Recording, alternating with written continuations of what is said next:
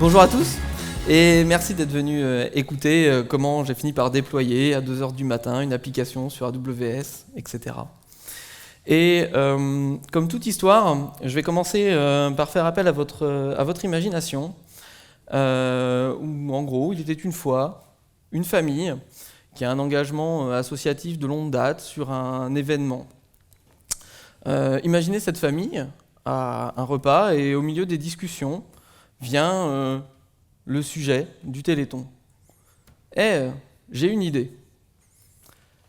Je vais juste revenir sur le côté Téléthon. Vous connaissez sûrement ces manifestations, mais au-delà de la récolte de fonds télévisuels que vous pouvez connaître, il s'agit pour les collectifs locaux d'animer un événement autour de défis, plus ou moins liés à des notions sportives. Donc l'idée pour ces comités locaux, c'est de trouver des idées d'animation et de lancer des défis. Qui suis-je? Nicolas Giraud, donc le handle Twitter et le GitHub sur lequel vous pouvez retrouver et ces slides et toute la partie logicielle des choses que je vais vous présenter par la suite. Je travaille chez OnePoint en tant que leader technique et je suis un petit peu couteau suisse sur tout un tas de techno et j'aime bien toutes les notions qui tournent autour du crafter. On va le voir par la suite, c'est pas uniquement sur le côté software. Je reviens au sujet, l'idée. Vous avez peut-être une idée de à quoi peuvent ressembler ce type de circuit.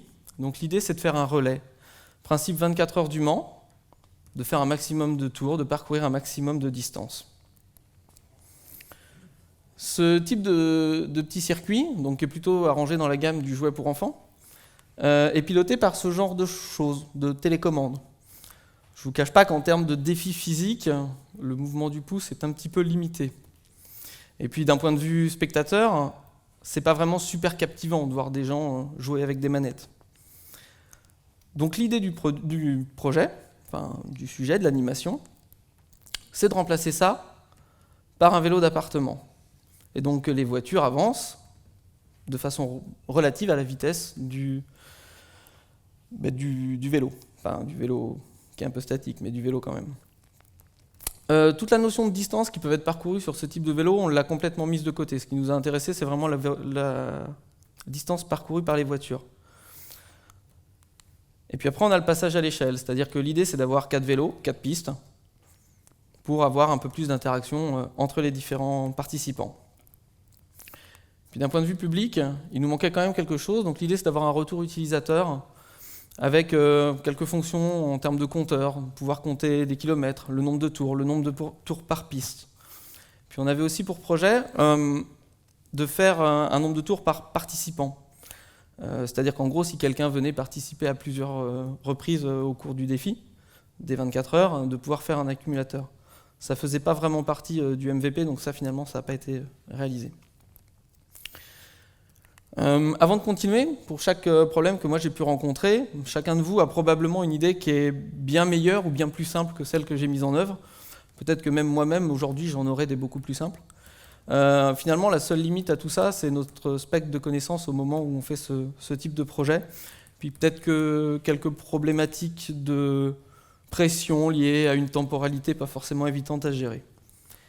Et en gros, tout ce qui va être dit par la suite, c'est juste une histoire et c'est sûrement pas un manuel de bonne pratique. On peut peut-être même presque plus ranger ça dans le manuel de mauvaise pratique. Je vous laisserai juger.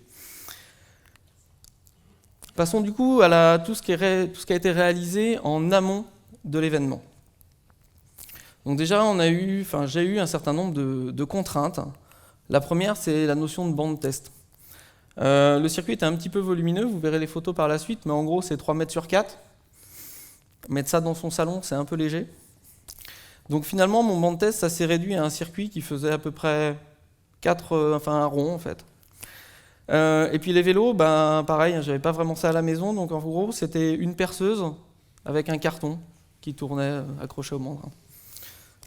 On a les bancs de test qu'on mérite. L'autre problématique qu'on a eue, c'était pas d'intégration possible. On ne pouvait pas tester avant le jour J pour plein de problèmes, enfin plein de contraintes, en tout cas pas le temps nécessaire de se retrouver, etc. Pas de matériel, c'est-à-dire que la moitié, même les 3/4 du matériel nous était prêté, donc le jour J, et donc pas possibilité d'en récupérer.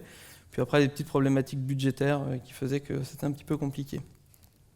Ce qui fait que tout ça, ça induit une dernière contrainte, c'est que tout ce qui a été fait devait être complètement ajustable. De la détection des voitures au niveau du contour, jusqu'à la détection des pédaliers, et y compris jusqu'à la longueur des pistes pour mesurer la distance. Petit focus sur la partie logicielle et les différents composants. Donc en gros, on va distinguer deux chaînes. Une chaîne qui va se trouver ici dans les slides à venir, qui va être la chaîne de commande, et une seconde qui va se trouver ici, qui va être plutôt la chaîne de collecte. Donc la chaîne de collecte, c'est une application web un peu classique, avec une IHM, une API, et donc l'API elle va avoir pour rôle de stocker et de venir faire les calculs. L'IHM de faire la restitution.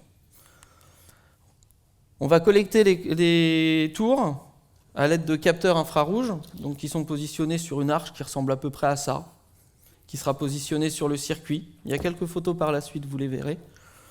Et donc d'un Raspberry Pi. La chaîne de commande, on va retrouver ces mêmes capteurs, toujours les mêmes capteurs infrarouges qui vont être posés au niveau du vélo et qui vont passer par ce qu'on appelle un shield. C'est en fait un composant un peu fait maison. Donc l'Arduino, ça va se présenter sous cette format-là. On va pouvoir rajouter des couches d'intelligence. Alors limitées, hein, ça reste un Arduino. Mais voilà. Donc ce shield, il a pour vocation simplement de concentrer le câblage, c'est-à-dire en gros, j'arrive le jour J, je branche un truc et c'est bon, ça marche, enfin, théoriquement. Et puis l'Arduino qui va faire un peu la captation matérielle. Et derrière, on a un deuxième composant électronique qui va permettre, à partir de l'alimentation du PC, de venir réguler le courant pour que les véhicules avancent plus ou moins vite. Et donc en fait, ce composant-là, il a un petit problème, enfin un petit problème, ou du moins c'est une contrainte là encore, c'est que c'est un hacheur de courant. Ça veut dire que si vous le laissez en état 0, vos voitures elles vont avancer par à-coups. Donc en termes de linéarité, c'est pas terrible. Donc finalement, en termes d'électronique, donc on retrouve les petits composants que je vous ai montrés là en photo ici. Donc on a toute la chaîne de paramétrage dont je vous parlais qui est là, avec les capteurs et les boutons de paramètres, et hop, la chaîne de commande qui est ici et qui va permettre de faire le redressage du courant pour que vos véhicules ils avancent de façon standard. Le jour J, ça y est, on y est, alias la MEP. Je vous remets dans le contexte un petit peu. Donc là, on est sur un événement ponctuel, c'est un fil rouge, un peu le cœur de l'animation. Autrement dit, il ne faut pas trop se planter. Juste pour vous donner une idée de la timeline, là, on va commencer, il est vers 16h, le vendredi après-midi. On a 3h, 3h30 pour tout installer. Ça commence vers 19h30. Et on lance après les défis pour 24 heures.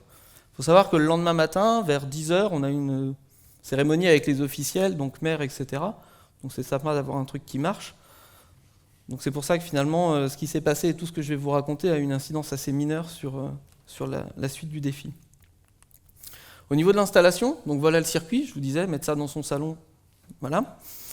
Donc on installe les tables, le circuit, les vélos, on positionne tout ça. On passe à la phase câblage. Voilà. Donc on fixe tout ça. Donc les capteurs de vélo, ils arrivent par là, hop, ils sont branchés ici. On a les raccordements donc des deux boîtiers Arduino là, que je vous ai montré qui sont là. On alimente tout ça avec les alimes de PC, il y en a une ici et une là. Alors pourquoi il y en a deux? Tout tournerait bien sur une, sauf qu'en fait, s'il y a un truc qui doit cramer, voilà, c'est mieux de préserver deux pistes, au cas où. Et donc après, on a le relais qui va venir après par le haut commander les circuits. Donc on installe tout ça et finalement, voilà, ça c'est notre chaîne de commande, ça se passe bien, le capteur capte, l'Arduino récupère ses informations, les transforme, le courant est haché, tout est redressé, ça tourne. Vient la phase de paramétrage, donc deux éléments à paramétrer, donc ces petits interrupteurs là pour gérer toute la partie sensibilité liée au pédalier. Alors on l'a fait à peu près pendant 24 heures parce qu'en fonction des coureurs, c'était plus ou moins... Et puis des vélos d'ailleurs, parce qu'on a changé certains vélos en cours de route. Et puis en fait tous les capteurs infrarouges, il a fallu les paramétrer à ce niveau-là pour venir régler leur sensibilité. Mais bon, on a notre minimum valuable product. Bon, petit problème, il est déjà 19h30. Donc là, il va peut-être falloir passer à la partie collecte, parce que sinon on va avoir un petit problème pour le lancement. Pas de problème. Finalement, la collecte, c'est un capteur, un Raspberry, tout ça, on lance un câble avec un vidéoprojecteur. Tout ça, ça tourne en local sur mon poste. C'est pas très pod ready, mais c'est pas grave, c'est de l'événementiel. En tout cas, pour là. Sauf que là, les ennuis commencent. Parce qu'en fait, le lien entre le Raspberry et donc l'API ne fonctionne pas. En résumé, ce lien-là, il est cassé. Alors que ce soit en filaire ou en Wi-Fi. Donc après, c'est là où la problématique de pression peut rentrer en jeu, parce que en fait, le lien du PC vers le Raspberry en filaire fonctionnait. Donc ça aurait dû me mettre la puce à l'oreille sur un ou deux petits trucs qui vont suivre, mais c'est pas arrivé. Du coup, j'ai un peu tout essayé. J'ai commencé par essayer avec un routeur Wi-Fi. Donc on en a tous un dans la poche, hein. Vous pouvez vous servir de votre téléphone portable comme d'un routeur Wi-Fi. Donc le PC se connecte à la borne, ça a l'air de bien se passer, il va sur Internet, donc parfait. Par contre, le Raspberry, ça n'a pas l'air très concluant. En désespoir de cause, on essaye du filaire. Là, clairement, le Raspberry Connect, il a son IP, donc qui est desservi par le DHCP qui est dans le routeur. Par contre, le PC, le Raspberry, il le voit toujours pas. Donc là, je le fais en 2 minutes, mais en vrai, ça dure longtemps. Voilà. Donc si on résume un petit peu, en fait, là, toute la chaîne entre les deux, là, quel que soit le mode de fonctionnement et le mode de connexion, il n'y a rien qui fonctionne. Il y a déjà des gens qui sont en train de pédaler, là, en fait.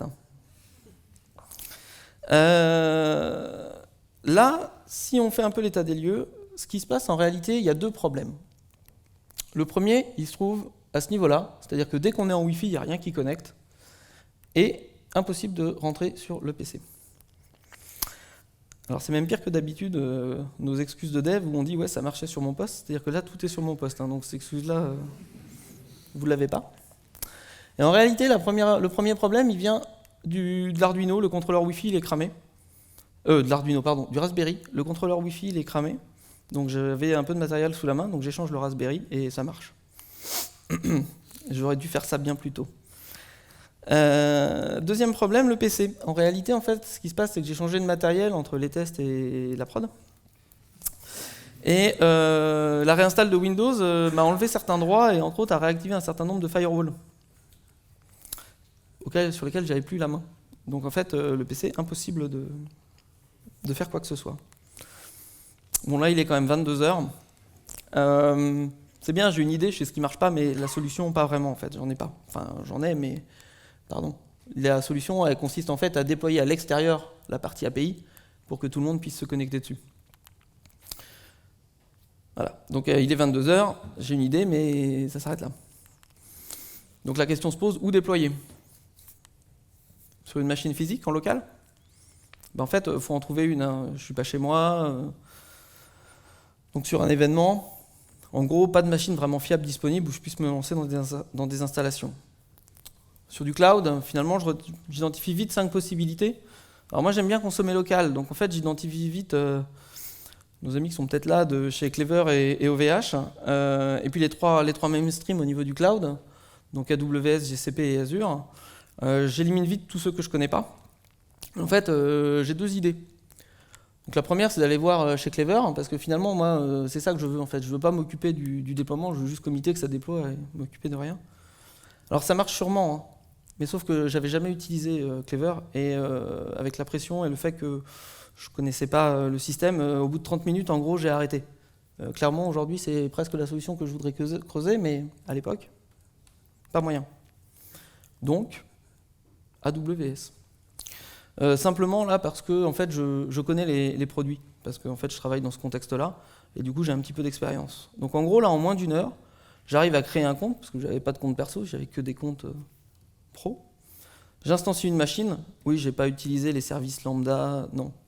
Une bonne vieille VM EC2. On installe Java, on ouvre les ports, on déploie le jar. Voilà.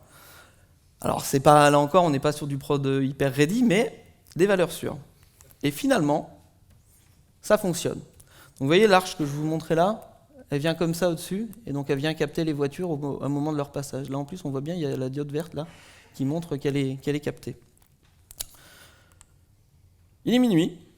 Vous allez me dire, on n'est pas rendu à 2h du matin. En fait, je suis dev et moi j'ai confiance dans le dev. Donc en fait, je fais les lois classiques. La première loi, c'est de ne pas développer le MVP. C'est-à-dire de commencer par l'interface d'admin. On s'en fout pour les utilisateurs, ils veulent juste avoir les compteurs. Hein. L'interface d'admin, ils s'en fichent un petit peu. Et puis l'autre truc, c'est que j'avais eu peu de temps, donc j'avais dit c'est pas grave, je finirai sur place. C'était sans compter tout ce que je viens de vous raconter. Et donc du coup, on relève les manches et on y va, quoi. On code une IHM un peu à la va-vite. Si vous allez revoir le code sur les repos, je vous prierai d'être indulgent. Et donc, au bout d'une heure et demie, on a une IHM qui permet d'afficher... Alors, il y a très peu de photos, parce que j'étais un peu dans le rush, hein, je ne vous cache pas que... Voilà. Et donc, on se retrouve avec des compteurs à 1h30, 2h du matin. Le tout, uniquement du moins la partie collecte, déployée sur un AWS. Défi relevé. Je vous laisse juger, je vais juste vous donner quelques chiffres de choses qui ont eu lieu pendant les 24 heures. En gros, les véhicules ils font 15 000 tours, 185 km. Donc le relais de 24 heures fonctionne, c'est-à-dire qu'il y a toujours au moins une voiture en ligne. Par contre, il y a plein de petits problèmes en vrac. En gros, depuis le début, on n'a fonctionné que sur 3 lignes, pour plein de raisons. La première, c'est qu'on a marché, vous avez vu l'installation, hein, on a marché sur ça, donc ça a cassé une ligne de puissance. On a un capteur ici qui n'a jamais réussi à prendre les voitures. Et finalement, et puis il y a une ligne de puissance sur la partie commerciale qui n'a jamais fonctionné, on n'a jamais su pourquoi. Enfin, j'ai pas fait les débugages après coup, mais voilà. Alors après, c'était peut-être un mal pour un bien, parce qu'en gros, on avait une dizaine de voitures à faire se relayer. On avait prévu les petits patins qui permettent à ces véhicules de connecter, mais il y a un truc qu'on n'avait pas prévu, c'était qu'on allait user des pneus.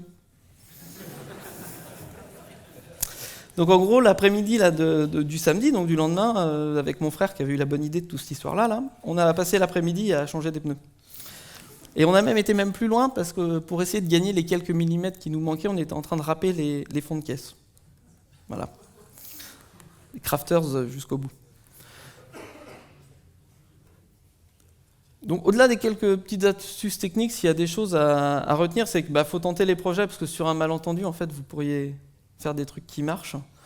Et puis si on a quelques connaissances en dev, même si faire du Python ou de l'Arduino, c'est pas notre domaine premier, ça peut être l'inverse, hein. Moi je suis plutôt un développeur back-front, voilà, on peut réussir à faire des choses quand même assez rigolotes.